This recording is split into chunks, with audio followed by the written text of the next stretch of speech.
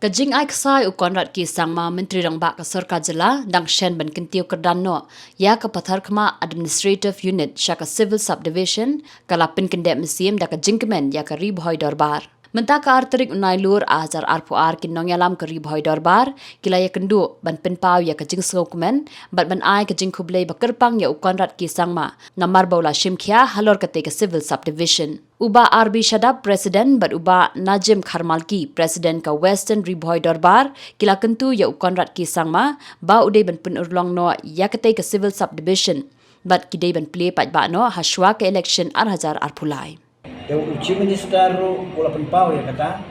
bagane gade ga administrative unit kepala selam pala bagi breu du syong syakte jaka kila don hari jenja kala jengai yang pada kawan sebu syaka district headquarter dingi penpau yu semua yu bau yu ya kata bat kumba kali Bhoi Dorbar nak por syaka por haki snem kepala lek nilai yaki nak mentrakan ka administrative unit bangingin scam ba munsa instead hagaban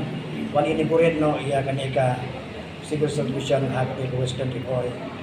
Lada Conrad undeclare ia ka civil subdivision Patharkhma mendai tangban sudeclare lane bonon thungta ki mau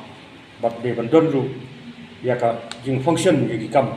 hak ba de ban bana sunan yo STO civil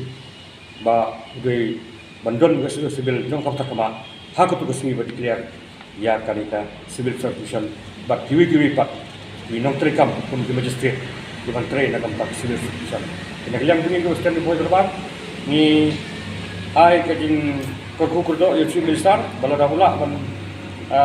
ai kajing civil subdivision kan long kajing motor jam crown ya kena section jang Western Bhoi Dorbar. Since 2014, our country has been plagued by divisive forces. TMC is in Meghalaya with the mission to empower the people, uphold the ethnic cultures and traditions, celebrate the sacred land. To oust the proxy BJP government from Meghalaya, be the change, support TMC by calling on 96877 96877.